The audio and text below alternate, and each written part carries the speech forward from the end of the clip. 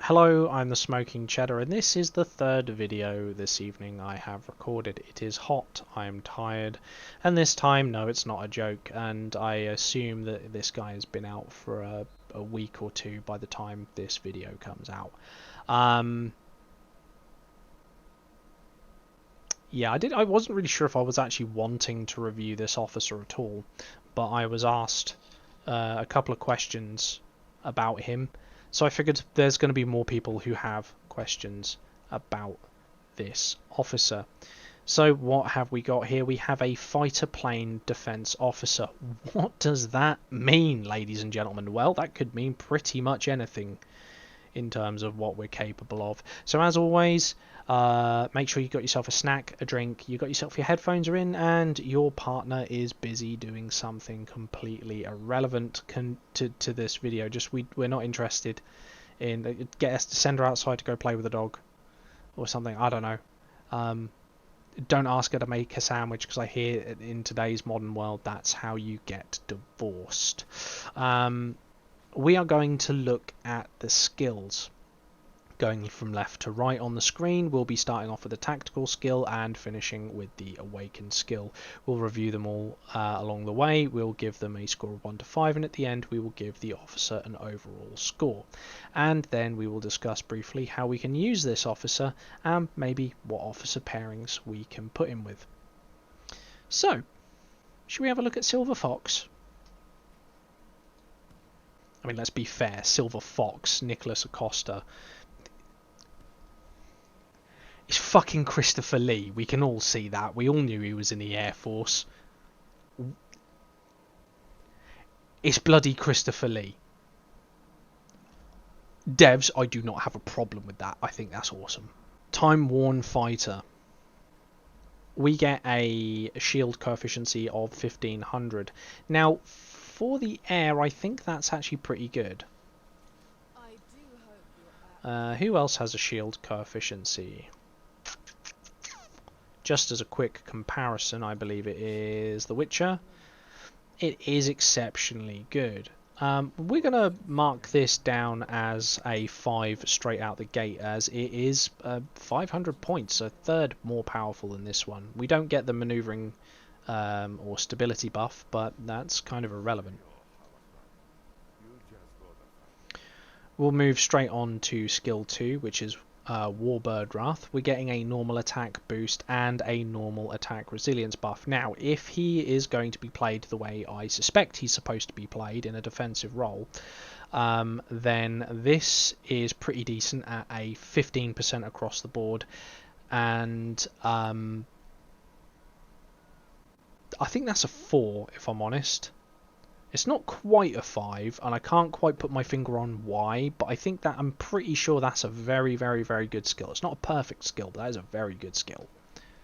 Moving very swiftly on to the third skill, Legacy Bulwark, we're looking at HP and damage resistance. We're getting a 10% damage resistance buff and a 30% HP buff. This is a 4 because of how we're going to use this officer. Moving on to the intercept bonus of up to 50%. Now, this is just a brilliant trainable skill, but it's fairly useless to this officer, in my opinion.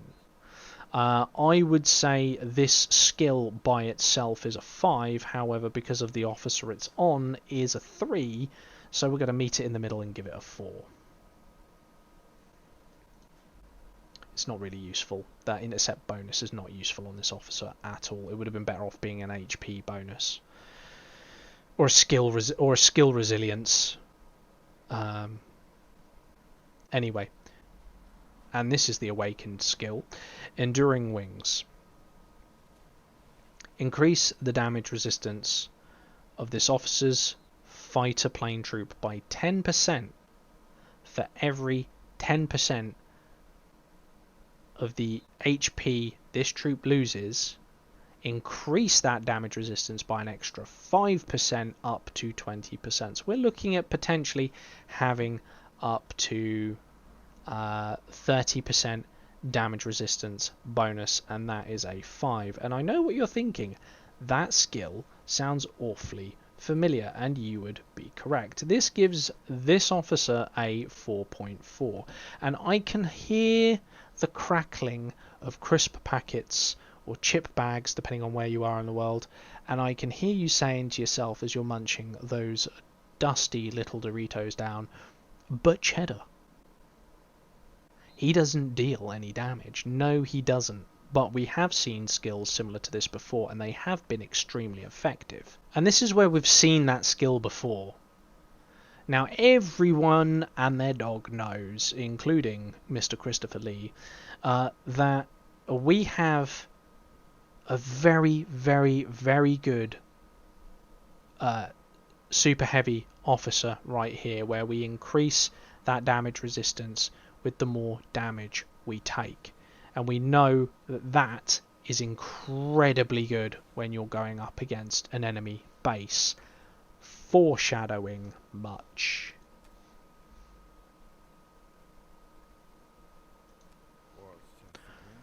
So what sort of fighter would I put him on? Well, I certainly wouldn't put him on a Vanguard fighter, even though he does have a great intercept bonus. I would probably train that into an interceptor if you run them. However, if you're the sort of person who likes to run 2 Liberty bombers, you might want to consider running a Liberty fighter or a Martyr fighter. The reason being they have 2 higher amounts of HP. Preferably you'd want the Martyr fighter, as it has the highest amount of HP, and that's going to come in quite useful for what I'm about to suggest. So the scenario set is that you would be using 2 Liberty bombers to run down the enemy base. You'd just be bombing it all day long. Now the problem is those bombers can get shot out of the sky.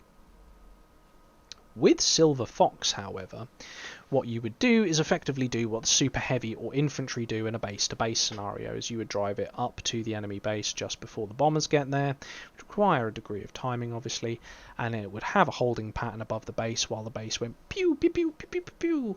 So while it's shooting at this fighter, which is now obviously, hopefully, a Martyr fighter, because we'll be using the maneuverability bonuses and the HP buff quite heavily, we'll be getting ourselves a nice chunk of damage resistance, and we've got a nice shield.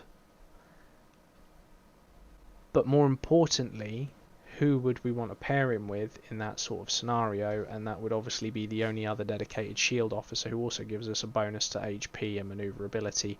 Would be absolutely fantastic on a Martyr fighter.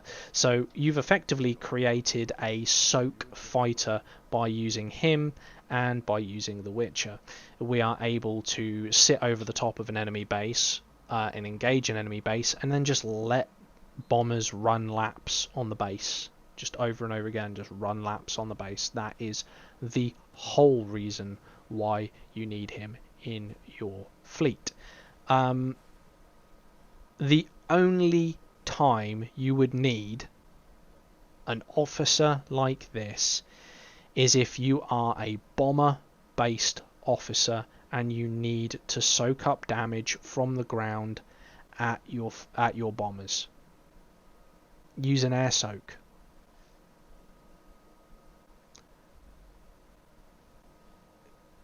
This guy is perfect to pair with the Witcher on a Martyr fighter. In fact, he's so perfect I might even go and do a video specifically on that in a little while. But there you go, that's it. It's not a very long video, this one, and the reason being is there's not a lot to discuss. These are all these aren't new mechanics, rather, sorry. These are all established mechanics, and these are all established ideas and strategies. If you've got 2 Liberty bombers running damage on a base, you stick this in front, you're not going to have a problem. I will cover that in more depth in a build guide shortly.